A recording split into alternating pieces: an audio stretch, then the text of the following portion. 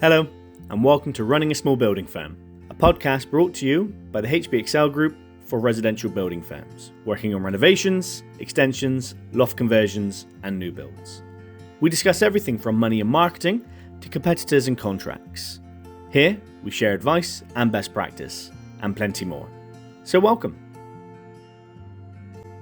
So hello everybody, and welcome back to our Running a Small Building Firm podcast. And today's session is all about customers not paying and how to nail the money. And it's a really important subject, evidently, if you're running a business, but it's more important than ever to be thinking about it carefully at the moment. And we'll find out a bit more why from Simon, our podcast guest today. So I'm very pleased to welcome back Simon Lazarus to our podcast today.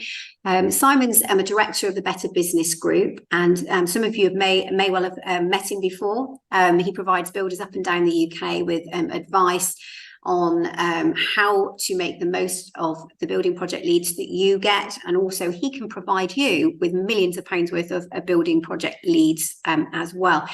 Simon's also one of our wonderful trainers on the Skills Bootcamp programme that HBXL offer in conjunction with the Department for Education. So we have courses like CAD for construction, estimating skills, and also really critically business management skills for successful construction firms.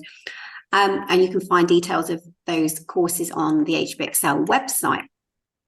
So today we have Simon's huge experience at our disposal, his knowledge of both the customer, probably your homeowner or maybe a commercial client, and how building firms get on the other side actually getting paid. And we're talking about this very important topic about how you get paid, whether that's a homeowner or commercial client. And those are two slightly different types of client, as no doubt you're aware, in terms of getting paid. So we're going to get going, but we're going to start just by asking the question. I'm going to ask Simon, how big a problem is payment and cash flow in the construction industry today, Simon? What are your thoughts on this? Well, it's massive, actually. The insolvency rate is huge in the construction industry. It's the highest, actually, of any trade category at all. Wow. And for the period ending April to June 2023, that's the last figures that became available, 18% of all company insolvencies were in construction. And that was actually 4,262 building companies went bust in 3 months. So this is a massive problem. And this is not a hangover from COVID and the lack of work that people had over COVID. Of all industries, construction insolvency has been the highest in every quarter for the past 10 years. So there's a serious problem with the way a lot of construction companies are operating. I think there's probably 3 primary reasons for that. The one is generally builders work on unrealistically low profit margins. So if a problem arises, they've got no buffer to cover themselves and to hold themselves over and to keep going. So they're prone to go bust very quickly. There's poor cash flow. Certainly on commercial contracts, they work often on payment by valuation in arrears. So they're financing these jobs in advance for the clients, putting themselves at risk. Another big problem is there's a long chain in the construction industry of different people involved in a project. And there's what we call the domino effect. You and I are probably old enough and been involved in the industry enough to know when Carillion went bust in January 2018, they had liabilities of almost £7 billion, and they had a trading. That's huge. It was absolutely massive at the time, and it's still massive by all the insolvencies that are going on now. But their basic business was subcontracting everything out, and they had 30,000 subcontractors and suppliers. A month later, in October 2018, there was a 20% overall increase in the number of UK building companies going bust just because of them. So this domino effect is like a chain reaction. One big company has a problem and they can quickly bring down a whole range of other related businesses. So particularly if you're working on commercial contracts, you can do everything right. Your company that you're contracting to can do everything right. But if the client doesn't pay or goes bust, if they're a commercial contract, that can bring you down as well at the end of the chain. Okay. So I think the main lesson to learn from all of this is you can't run your business expecting things to go well and to go to plan every time. You've got to accept that you will get a problem or two every year, and you've got to minimize the effects of this by preparing for it and allowing it in the day-to-day way that you run your business. I think that's the big thing that people need to take from what we're going to go through today. You will have problems. You've got to account for them, and you've got to allow extra profit for the time that you don't get paid on one of the jobs. Yeah. Okay, so that's one answer. You need to build in this buffer on every job, and so that means probably charging more than you'd normally do so on the jobs that you take on and are assuming are going to go right. And that is, as you're saying, is to protect against the other problem projects. And I guess if you end up banking that positively by the end of the year, great, go you. But if not, and sod's law, excuse my French, things will go wrong. There will be the odd bad payer. So what else can they do then? What's the answer, generally speaking, would you say? Yeah, I think you've got to decide what type of client you're going to work for. You mentioned before commercial versus residential work. Obviously, if you're a specialist subcontractor, a firm of electricians or ground workers, you'll primarily be working for other companies and you're more at risk. So you can, if you're doing those sort of projects, do a bit of preparation. You should check their accounts at a company's house, and you should obtain a background financial check on them to see whether they're loss making, they've got any outstanding county court judgments. If you do a proper formal credit check on these people, you'll be able to see how quickly they pay their bills as well. This is the sort of service that we provide to residential customers on the alternative builders they're thinking of getting quotes from, as opposed to our builders. We win our builders a lot of work because of the detrimental information we find on their competitors. So anybody that's working for a commercial company, you must do this due diligence before you even entertain quoting them in the first instance. And if you're working for them regularly, you must do it regularly to see if their circumstances are changing. So you're far more at risk on these commercial type projects because you're working for bigger companies that are used to dealing with smaller subcontractors. Their contract terms and their payment terms are all in their favour and against you. They're fully lawyered up. So unfortunately, there's still a lot of subby bashing, if you like to call it that, going around where these bigger companies will take on smaller subcontractors with no intention of paying them at all. And they know that they can drag out any dispute until you go bust. So much rather at risk. Okay, you can protect yourself against this sort of stuff to a certain extent. In theory, you can get credit insurance. So with this type of insurance, you can claim if a business you've done business with goes insolvent or can't pay the bills that they owe you. And what happens is they credit check all your clients and look at what percentage of your turnover they are before they will allow you to have this cover for them. The disadvantage of this is you have to provide your debtors list, your outstanding debts and outstanding accounts every month to them.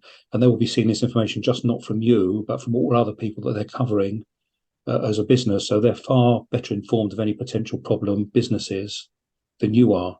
And as soon as they can see that a business is slow in paying or they're having problems, they will withdraw the cover from that company immediately.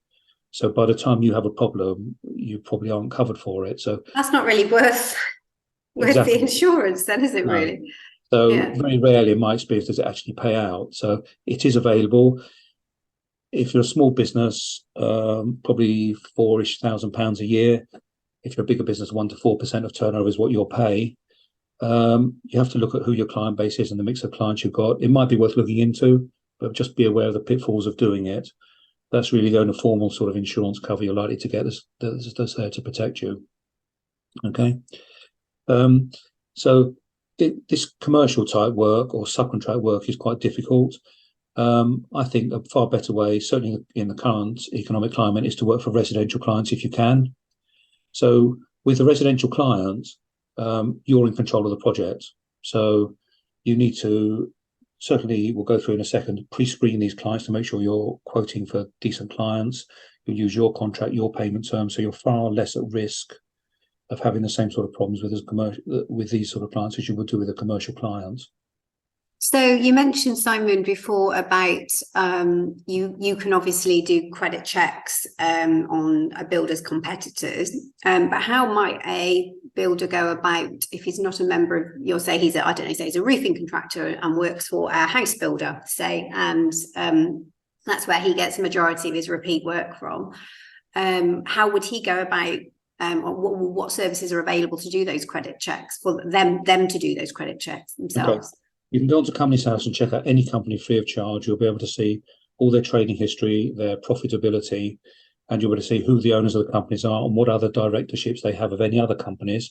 And you should then check the whole chain, so you've got the whole picture of that individual. What you won't see on those credit checks are how quickly they pay their bills, county court judgment information, and an analyst report. You can do a search on the web to find out how to credit check people. A lot of these people that offer a basic search for you, apart from Companies House, they'll do this search for you free and report the information, and you can then pay them for the future for further credit checks. Or if people want to contact me directly, I'll be able to do that for them. I can charge them a cost for that. It's not a problem, and I can go through their business with them and give them a bit of free help and advice on the individual project and the client as well. So that's particularly important if you've got a repeat client that you're working with, to just make sure that they're all on the straight and narrow. And I guess if you've got a brand new potential commercial client and you want to check them out again, you also need to check them out regularly. Big failing is what in the good old days it was much worse, but it still goes on. These bigger contractors, they take you on. If you're good and you're relatively cheap, they will try and give you loads of work, so they monopolize your time, and you lose your recommendation base that you had from other clients. What they then do is slow down on payments, bring in different payment terms at a drop of a notice, and then eventually they don't use you and they take on somebody else. Wow, so that's quite tactical on their part, isn't it? Yeah, it's brilliant, isn't it? Yeah. I mean, in the bad old days, before the Construction Act came in to sort of stop a lot of this bad practice, subcontractors, the main contractors, would tender at a loss on the overall project, and the way they made their money is by not paying any of the subcontractors. It was rife in the old days. Still does go on to a certain extent, and you need to be aware of it. I suppose what you've got to ask yourself is, somebody contacts you and wants you to work for them. Your first question is, who have you been using previously, and why aren't they? Why aren't you using them now? Why have you come to me? So you need to check those out in great detail at day one before you go to the time and expense of quoting them. All right? Okay. So back to your point about residential versus consumers. Residential versus commercial. Sorry. So a homeowner type client, residential work. There's presumably as many cowboy customers there as there are kind of unscrupulous kind of commercial clients then, and that must be a real problem too. I mean, are there any signs a builder should look out for to protect themselves on the residential side, or run a mile if necessary and walk away from a job? Yeah, absolutely. You need to do that. I mean, generally speaking, residential clients, they're looking to improve their living conditions. With them, it's an emotional purchase. If they like you, they'll use you, and they will pay a premium for you, and they will use your terms and conditions of contract.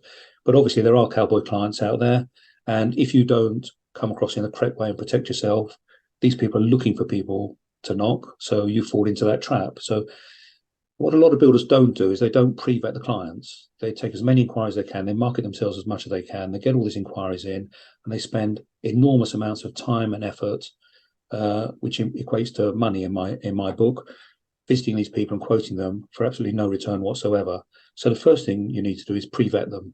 So there's a few things that you can do generally quite quickly to screen out a lot of the inquiries. The first thing is, where did the lead come from?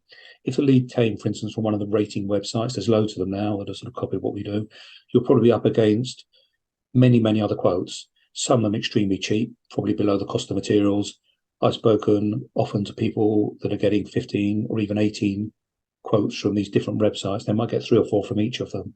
So straight away, they're not hiding to nothing. They're just trawling for a cheap price in the main.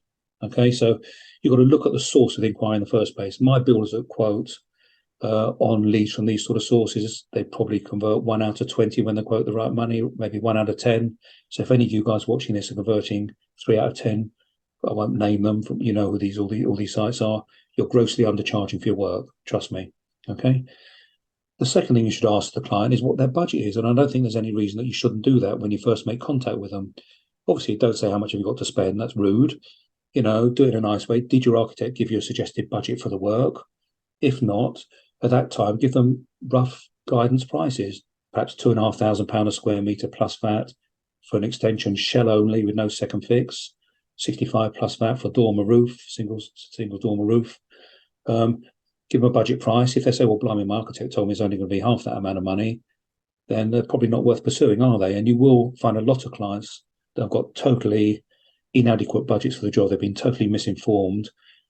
A lot of architects, unfortunately, there are a lot of good ones out there, but there are a lot of them will grossly undervalue the cost of the project because they know if they tell the client up front what it's likely to cost them, they won't pay them to draw the plans up.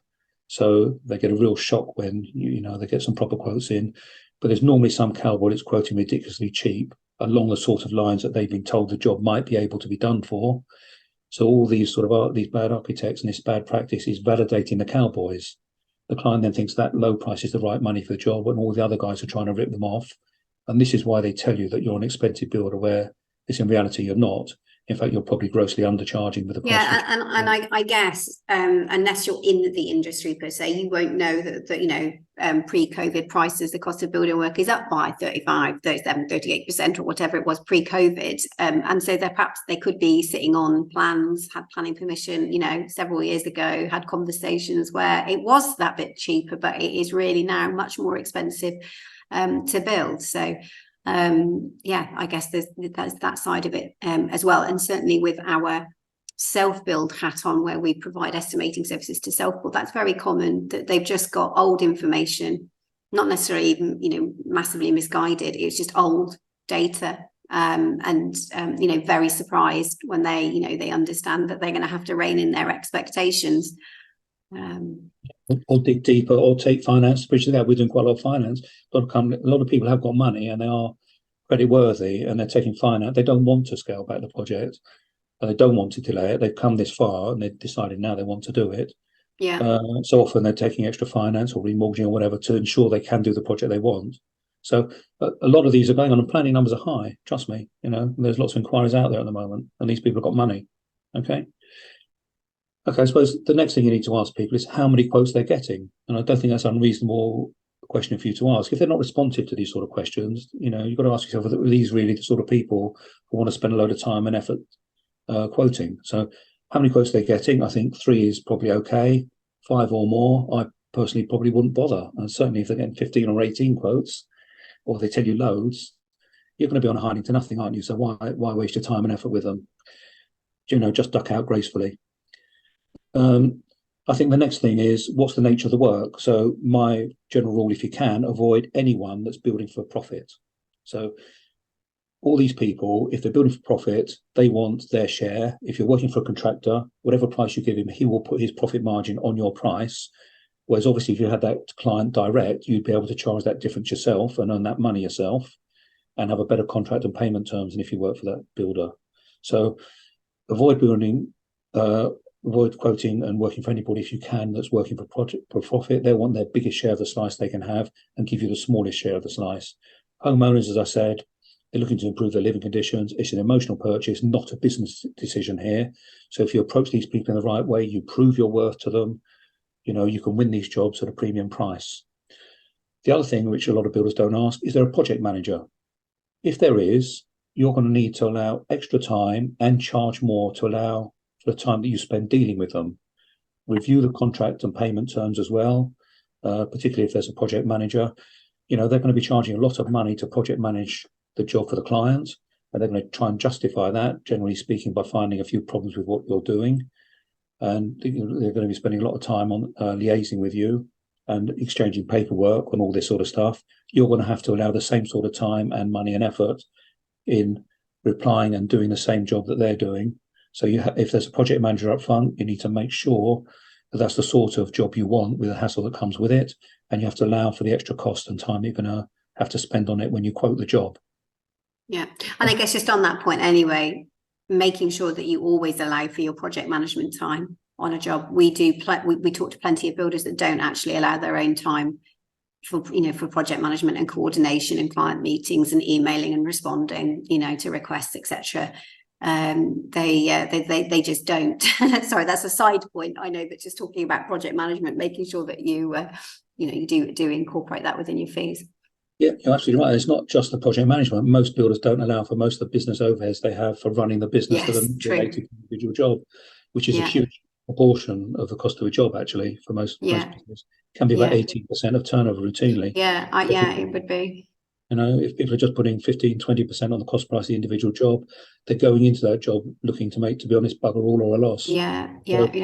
This is why insolvency is so rife in the building industry, because unfortunately builders don't cost these jobs correctly. So we can go through that, and we have done on other webinars and podcasts, but we'll touch on it a bit later if you like. Okay. All righty. So, so what is the best approach then to getting paid? Because that's the nub of this, obviously, this podcast, isn't it? Is okay. We've filtered out those clients that are might be tricky, and filtered out some of the projects that we don't want. So clients ticking the right boxes. What are the, I don't know, 3 or 4 things that the builder should be considering in order to get paid the full amount where possible at the right time, importantly, because you don't want to be cash flowing the client. Okay. First thing is, nobody's going to use your pay more for you if you look and sound the same as any other builder, certainly not the cheaper builders who are very good at selling themselves. So you've got to give these people, you pre-screen them out, you then have to give these people 110% commitment through every part of the process to prove you're different. Your aim, when you put your quote in, is to get to the short list. Nobody's going to turn around and use you straight away. So the first thing you've got to do is produce a really good, high quality, detailed estimate. Don't worry about giving the client too much information. Either they're responsive to what you do and they're the right sort of client for you, or they're not, okay? You won't win a job by putting in very little detail and a summary price, because that's what the cheap cowboys do. They'll have a similar looking quote to you and it'll be cheaper than you. And also you're in for an argument and a potential problem being paid, because if your quote doesn't detail everything, there can be an argument later about what they should be paying you for and how much they should be paying for you. So fully detailed quote. I'm a big fan of HBXL, as you know. That's why I'm doing these podcasts with you, Jo. Thank you. Your estimates are brilliant. 8 out of 10 of the jobs my builders win are based on the back of your estimates. Your software is great. Obviously, other software is available, but yes, HBXL is the way to go. Public service announcement. Okay. Yeah. So high quality estimate, and in that estimate, you have to allow, as we just touched on, the running cost for the business, the labour, plant and material for the business, and a good profit margin on top of that.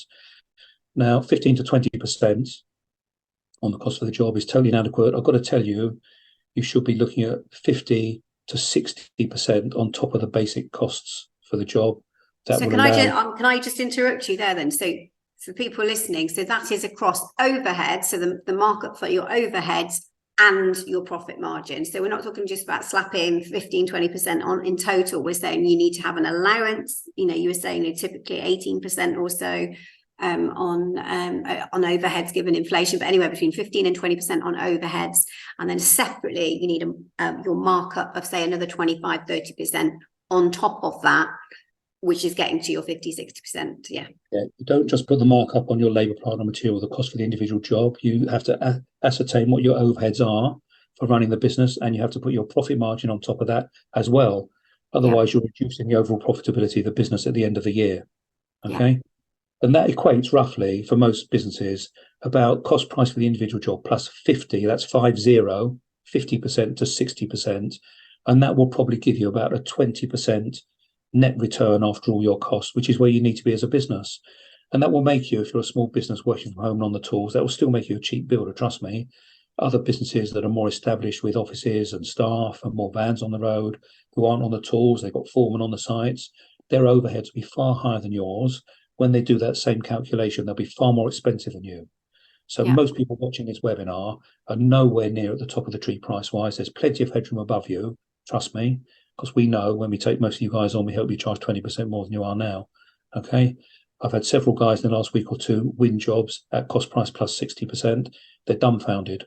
One guy got £30,000 more on the job that he did than he would have charged previously to me having the conversation with him.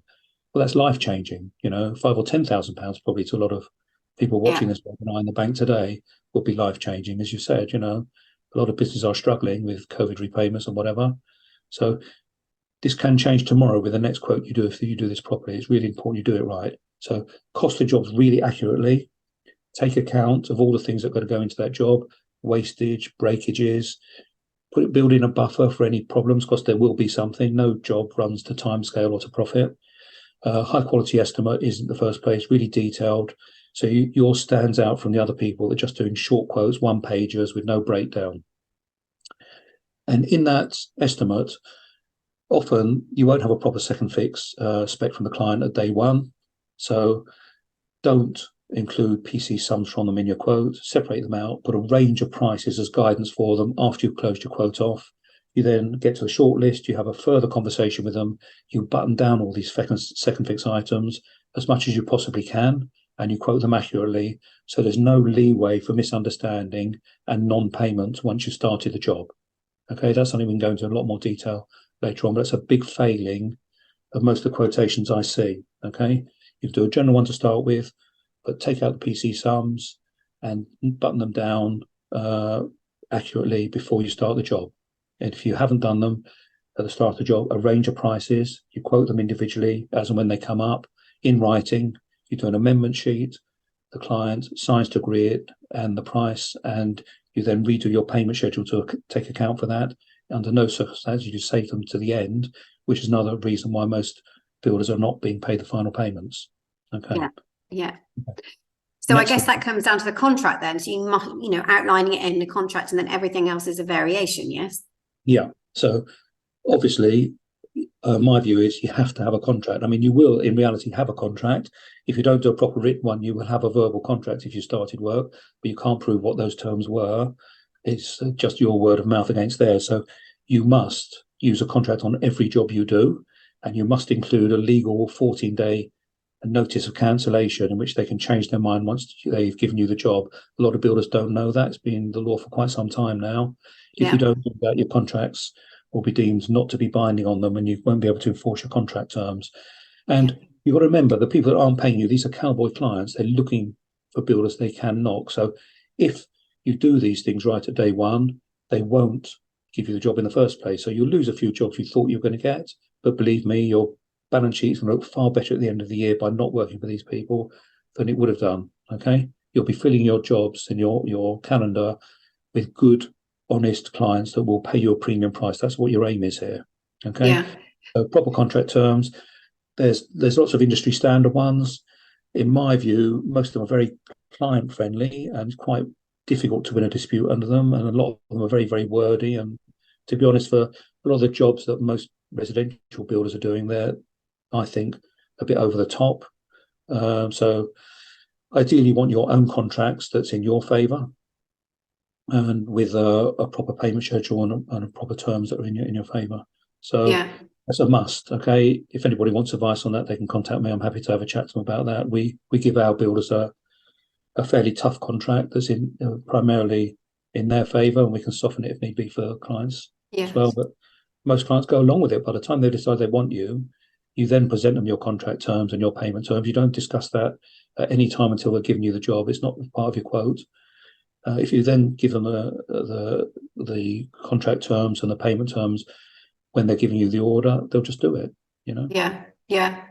Well, HBXL, we've got also. I know you provide particular templates, contract templates as well. So if you work with Simon, no doubt you'll have access to that through himself. And HBXL's contract expert software is an alternative, and you can use the contracts that were drawn up by construction commercial lawyers, and they are very much balanced in terms of the how fair they are, because as Simon said, there are contracts out there which are very unbalanced and very consumer oriented, whereas we understand the realities of the industry and the challenges that you'll no doubt face. So you can use that, and you can end-to-end that with Estimator Express, our software. So you've estimated the job, and then it will produce the contract for you, with a little bit of input from you about some tweaks to the clauses. And as Simon says, that very important payment schedule, and includes things like the notice of the right to cancel, and if they want to start straight away because you've got availability all of a sudden, and things like the start work now form, which waives that 14-day notice. And also has things that are really important, like the change in the work form, so that you document that and get them to sign it off. And it's quite extreme, as Simon mentioned, but it is actually a criminal offence to exclude a right to cancel the job. So you should actually have one of those, and it can go very wrong if you have not given that notice, or got them to the client to sign the start work now, I really desperately want you to do the work form, and that's again in the software. So I guess the contract suggests that something is going to go wrong with the job, but clearly there's a lot at stake. There's a lot of the homeowner's money, and there's a lot of money that the builder is paying out to get this job going. And I know we're going to talk about stage payments in a minute and some ways to help protect the builder, but why does it seem so risky? It seems quite simple. There's a client, they want a job done, you're going to do it. Why does it all go wrong? Well, firstly, I understand from the builder's point of view, most of the time you won't have a problem. So you think, why am I wasting all my time doing all this paperwork? It's a complete pain in the arse. I'm working 25 hours a day, 8 days a week already, and I've got no private life. Why do I really want to spend the time on all this paperwork? Yeah. And none of it matters to Dicky Bird, does it, until you have a problem. Yeah. And then it protects you. Firstly, it stops people trying on with you. It makes them go somewhere else in the first place. But if there is a problem, it's gold dust. I've been doing dispute resolution for more than 30 years. And to try and unwind this stuff when people don't have a proper contract is a complete nightmare. You're on a hiding to nothing in the main as a dispute with a residential client. Who's the court? Everything else being equal, to going to side with. They think you're supposed to be the expert. These people, the client is doing it once in a lifetime. They're not experienced and don't know what to look out for. You should be guiding them and doing the appropriate thing. Okay, so a contract is really important. It is important with residential clients because they're inexperienced, they don't know what to expect, and they'll expect everything from you. And you need to make it clear what happens if they're providing stuff and it doesn't turn up. What happens if they bring in other subcontractors and they don't do things right? What happens if they don't pay you? All these things need to be written down. So there's a procedure for sorting it out afterwards. And I've got 3 or 4 on the go at the moment for quite large amounts of money. Luckily, there's a paper trail on them, and they're going to be relatively easy to sort out. Yeah. And also, I've got 3 big ones on, and all 3 of them, the client is trying on not to pay my builder when they've done a good job. Okay, yeah. So it does happen. For the best will in the world, you can do everything right, and you can still have a problem. But your aim here is to minimise it going into these jobs, so you don't have. I guess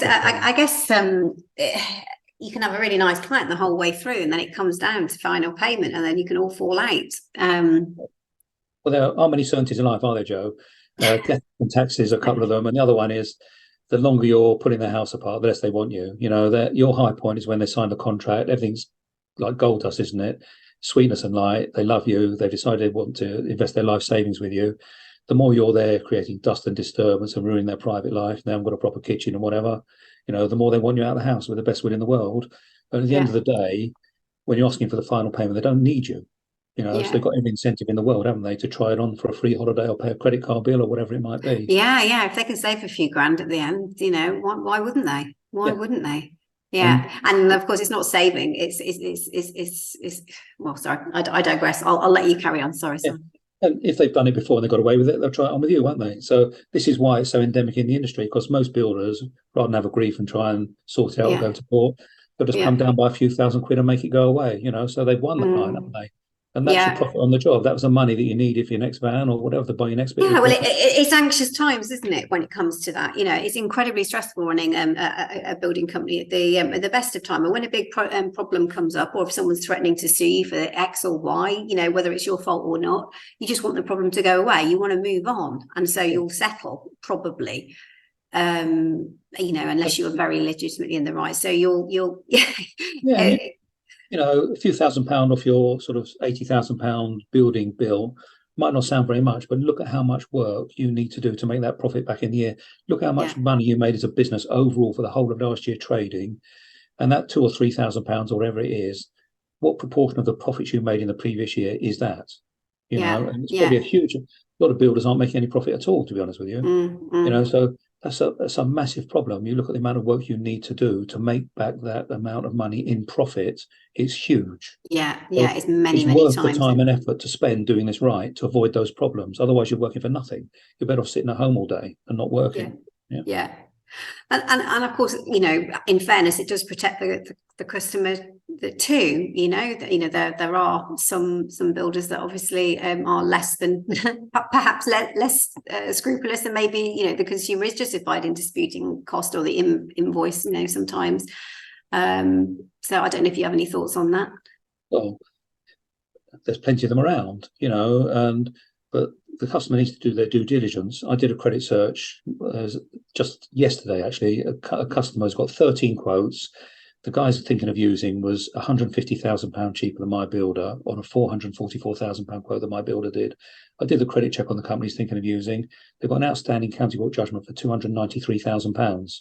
Crikey. They're not going to be in business to finish the project, are they? No. Couldn't thank me enough. Yeah. Okay? Yeah. So, the clients make a rod for their own back by going with a cheap guy that just talks the talk. They need to do the due diligence properly, and if they do that, there's a rate for the job. There are no good cheap builders out there, and if you're a good builder, you shouldn't be cheap. Okay, there's plenty of work out there. If you price accordingly to the quality of work you're doing. If you look around, you'll probably know builders that are more expensive than you that don't do a good a job as you. If they can get it, you can definitely get it. Okay, so price accordingly, and the client should pay the right money for a proper builder. If they don't, they're going to be in for a problem because it can't be done for the money that was quoted. They're going to be ripped off for extras, or they'll be blackmailed for more money, or the guy will just walk off the site. We routinely get people coming to us. They didn't use our builders. They went with somebody cheap. Have you got somebody who can finish the job off? And the answer is, well, no. They don't want that sort of work.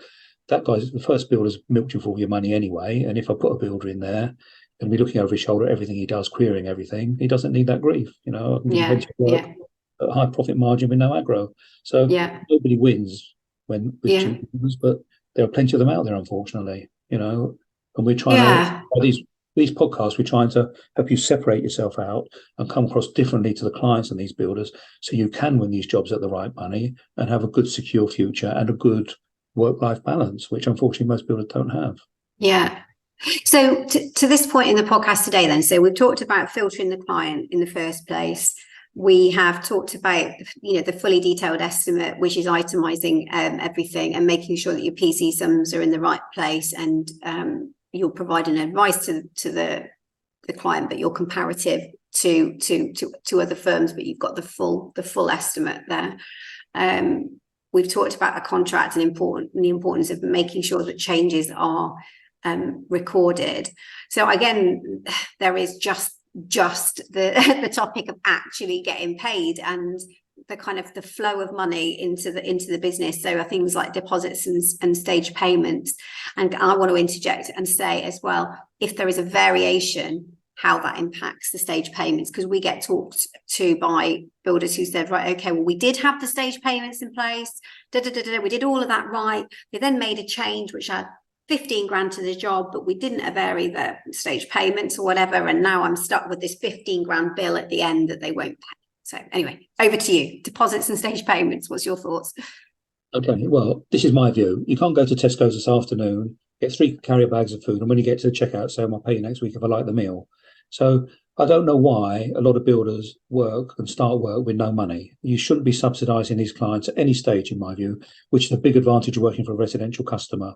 You're not there to fund their improvements on their property. You're not there to give them free credit or buy stuff on your credit accounts, hoping they'll pay you later. So always take a deposit in advance of starting the work. So there's two scenarios here.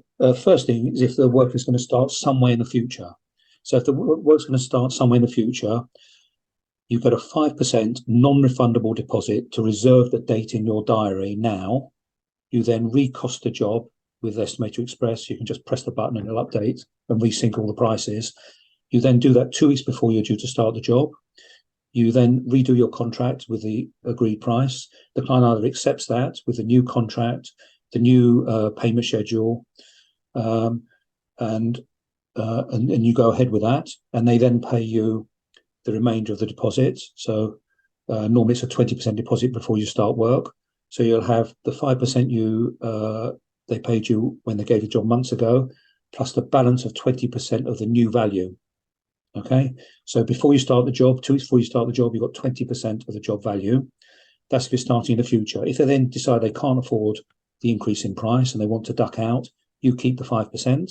Okay, your duty then is to try and replace that lost time that you booked out the diary for them with other work. If you do, you have to pay them that money back. But in reality, that's almost impossible to do in the building trade, which is why you must secure yourself. Large numbers of builders went bust after COVID because they had all this work booked in, and then one by one, just before they were due to start the jobs, the customer decided they were going to duck out because they were a bit unsure of their finances. I had one of my builders, within a week, he had several jobs worth £1 million worth of work, all pulled back at the last minute within a week. And he had to go bust. He just couldn't sustain the business with his overhead. Okay. Yeah. So 5% non-refundable deposit if it starts in ahead. If the job's going to start shortly, ideally, you want them to get to sign within 14 days of starting the work. You can get a 20% deposit when they start the job. And you, as you rightly said, you get them to waive their right to cancel. You have a start now clause which says they're waiving their right to cancel the job. So that contract is then legally binding on them once they've signed and give you the 20% deposit. So that money covers you, doesn't it? It covers you for your health and safety, your site setup, pre-buy materials, all your running costs to the business, your insurances, your overhead, all this type of stuff, your project management. So you've got money in the bank to start off with to fund the project, because you have a huge amount of cost when you start the job. You then have regular payments throughout the job. Okay. And I don't like my builders to work on stage payments, because generally speaking, what happens is you'll take a stage payment, you'll take a deposit, the next stage payment, there'll be a valuation, and they'll snap up all the deposit money that you had in the first stage payment. So then you're working in arrears for the remainder of the job by valuation on the work that you've done. So my preferred way of working is you have 20% deposit before you start. You have a pre-agreed payment schedule by time, weekly on a small job, perhaps fortnightly on a larger job, not linked to stages or valuations, because they don't tend to go to time anyway. They tend to overlap, and they can always find something to come as a reason for not paying you because you haven't completed a particular stage. If there's variations to the contract, you then reschedule your payment schedule. You redo your payment schedule to more reflect the progress on the job. And they're not equal payments throughout the job, because that will leave too much in the final payments compared to the work that's left and the money they owe you. So they start relatively high and they come down to a low value towards the end of the job. Your final payment on a job is no more than 5% within your profit margin, or £1,000. Okay. Therefore, if you don't get paid, it's not a problem. And if there's a problem throughout the job, or you have a falling out with a client, or they haven't got the money, or whatever it might be, you can pull off that job at any stage, and you may not have made money, but you certainly wouldn't have lost money. That's how you need to do your payment schedule. This will protect you and it will protect your business. And anybody that's prepared to work with you on the contract terms we've been talking about and these sort of payment terms, at least you know when you're going into that job, they're not looking to knock you at day one, which is a big, big advantage to start with. Now, you may have a falling out later on for whatever reason, but you've certainly screened out the people that are definitely looking to knock you by having these good contract terms, having proper payment terms and deposit terms in place. And it will give you good cash flow, and you'll be amazed. Those of you that aren't doing it this way, you will be dumbfounded what a difference it makes to your lifestyle by not having these cash flow issues. Okay, it's life changing. Yeah, so it's one thing less to worry about, one less thing to be chasing and keeping on top of all the time, because you're no doubt been pushed and pulled by suppliers and what have you. And you're at the beck and call of your clients. You're pulled at both ends. Yeah. So what do you think about retentions? What's your thoughts on that? Never have them. Why would you want retentions? So my view is they want a retention, whatever they want. If it's 5% retention, you add extra 5% at the beginning of the contract, assuming you're not going to get it. On a residential job, I don't see any reason why, unless it's very high value or it's a particularly prestigious building or client or whatever. But then I would add in that extra margin at the beginning, assuming you're not going to get it, because very often, unfortunately, you won't get it, or you certainly won't get all of it. Okay. Retentions are a real problem. It just sucks the life out of building companies if they're doing too much work like this. You can build up all this money, and your books and your accounts look brilliant with all this asset value that you're likely to get in the future, but in reality, it just doesn't materialise, does it?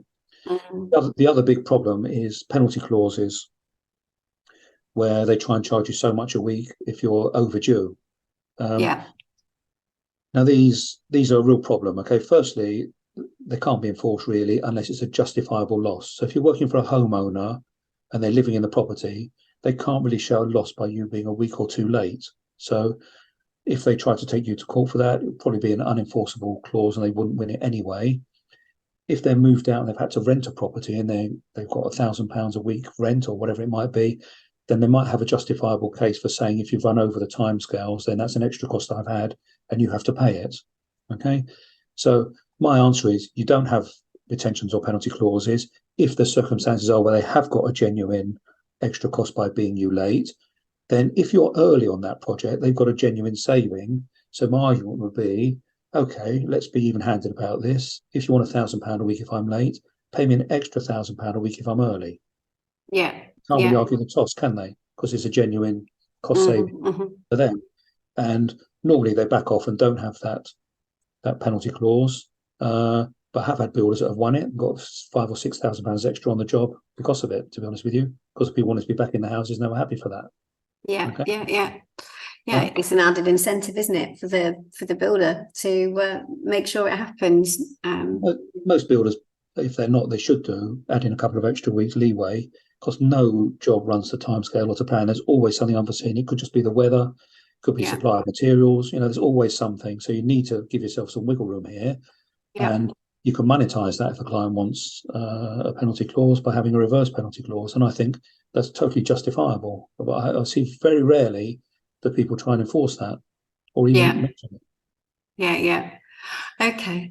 Well, with Estimator Express, then there's the stage payments bonus pack that you can use, and also, making sure that it's documented in the contract. And as we were saying before, making sure that those payments, however, so the trailing, high to low payments that Simon's talking about, should there be a change to the project, and that you've got that documented in a variation or change of works document that is signed, then make sure that you amend your payment terms, because as I say, if you then take on another 5, 10, 15 grand's worth of work to do on the project, you will not end up getting that at the end. You need to make sure that that's reflected in those increasing payments, and not assuming anything. And also, I think just repeating, not assuming that because you've had what seemed like a very sensible conversation about a change, that the client understands that there is a cost implication of that change. I don't think often they're just going, yeah, oh great, you can do it, fantastic. They move on, not knowing that that will impact other things. It might mean that there's a delay to the project. It might mean that it's more expensive. That is means you've got to put more steels in or whatever. Moving a doorway might seem not a big deal, but actually it's going to have a ricochet effect on the program, and mean that they can't finish on time. You can't finish on time. Make sure that's considered. So Simon, just that point, Joe. Variation's a real problem if you're working for a householder.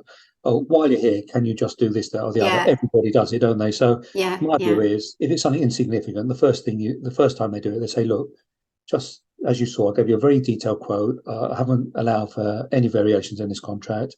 If you want something extra, it will be chargeable. I'll give you the price beforehand. You'll agree it or you won't agree it. We'll change the payment schedules, as Joe said. In this case, it's something relatively insignificant, so I'll do it for nothing for you in this instance. But anything in the future, I will have to quote you for it. Because if you don't do that, they'll keep coming out for bigger and bigger things until they finally find where you're bleeding all over the carpet and not prepared to go any further. Okay? And that puts a stop to it straight away. That's a big reason builders lose money on jobs. Okay? Yeah. Okay. So in terms of this last payment, then securing the last payment. So we've been talking about the reservation fee, effectively, the deposit, so that you're cash flow positive, the higher to lower decreasing payments. There's always going to be a last payment. Just that has to happen. So have you got any advice on that side of things? Yeah. First thing is, you've got to take regular video evidence of all the work you've done throughout the job. So if there's a falling out at any time and they don't want to pay you the final payment, they can't say, oh, you didn't do this, that, or the other, because you've been locked out of the site. You can't then prove anything. So proper video evidence every stage of what you've done. And my view is, a week before you're due to finish, or the beginning of the first week when you're due to finish, you go around with that client and you walk through every part of that job, and you both make detailed notes of everything that needs to be finished and everything that's in the way of a snagging, any bits of damage or stuff that needs repainting, whatever it might be. You make a full and final snagging list for that job. Okay, you then both have a copy, you both sign it, you both agree it, and you final statement, you tell them on Friday, final balance is 5,320 quid or whatever it might be. So I'll expect their buybacks on Friday. I'm going to attend to all the snagging. Okay. If you don't do that, you will have a never ending snagging list whereby they keep coming back for something else. Oh, I've just found this. I've had it where clients have chucked a bucket of water over the wall and said there's damp coming in. I'm not going to pay you till that's sorted out. All this type of stuff. So proper evidence of what you've done, walk around with the clients, go through everything line by line, so there's no argument about what has to be finished and what is there in the way of snagging. So it's a full final one that covers all that. They know when their last payment's due, they know the amount of the payment that's due, and there's no reason not to do that. And the day they make their final payment, you then agree to give them all the certification and the guarantees for the job. Okay, that's not the advice everybody gives, but I think that should be in exchange. They pay you the money, you give them the guarantees, because that, to be honest, is the only hold you have over them at the end of the job. Yeah. I was going to say, because you can both agree the final snagging list, but then what happens? The builder goes in, does the snagging, and then is still not paid. Well, this way, at least you had an agreement of what was going to be done. So very difficult for them to argue the toss after the event, isn't it? You've got a paper trail. Yeah, so that's true. Yeah. These sort of things are relatively easy as a mediator to sort out. They've got to have a genuine reason then and proof of why they're not agreeing or why they haven't made the payment and what they're not agreeing to. Yeah. So I guess, sorry. It's certainly very easy for them to have that conversation if you haven't done what I just said. Because there is no snagging list in place before they're asking for the final payment. Yeah. Okay. All right. And as you say, holding the certificates until that's made provides some power at the end. And as you were saying before, if you had the payment structure that you're proposing, does mean that the builder is always cash flow positive, and it's not the end of the world if this final payment doesn't come in. But it does. It certainly minimises that issue, doesn't it? That's all you can do, isn't it? There will be problems. All we're doing here by these terms and conditions, the payment schedules, the contract, is trying to minimise the potential problems and give yourself a route to resolving it if it does arise. So nothing's perfect here. You will still have problems and you won't solve them all 100% in your favour. But trust me, you'll have far less problems and you'll be able to resolve them far better, and you'll have far less money unpaid if you do these things we've said. Yeah. Okay. So bottom line, that is how, in theory, we nail our payments and will certainly reduce the problems that are likely to occur. I know that, as busy builders, you haven't necessarily got time for all of this paperwork, but as Simon was saying, it's really important that you do. And ultimately it reduces the problems that you might have with an awkward customer. You will have worked hard on the project.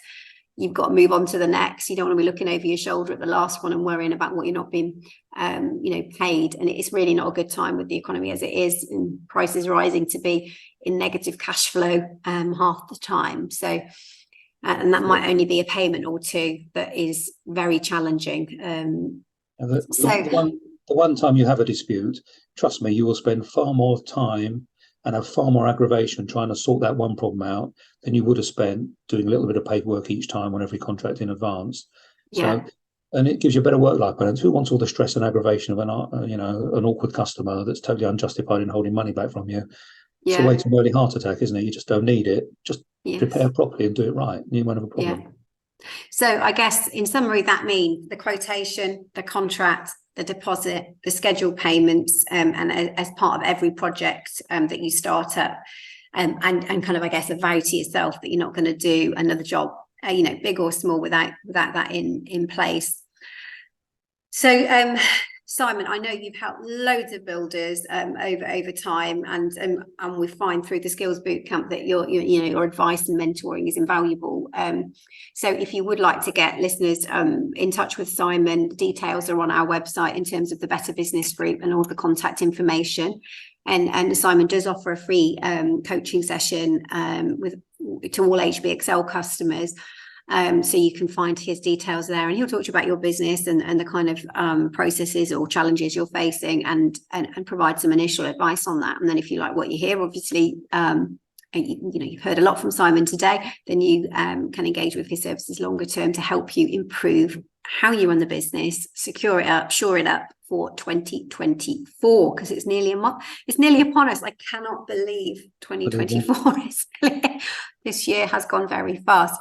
Yeah. So if you're new to HBXL's Running a Small Building Firm podcast, have a listen to some of the previous episodes. There's another of Simon's actually, I think on running a healthier business and improving your profitability. So thanks, Simon, as always, for joining us today, and thank you for everybody listening. Take care. Thank you very much. It's a pleasure. Thanks, guys. Cheers, Simon. Speak to you soon. Thanks, Thanks Joe. a lot. Cheers. Bye-bye. And if you'd like to see what positive changes you could make to your building firm, head over to hbxl.co.uk and take a look at HBXL's award-winning estimating, CAD and health and safety software, as well as our partner company initiatives. See you next time.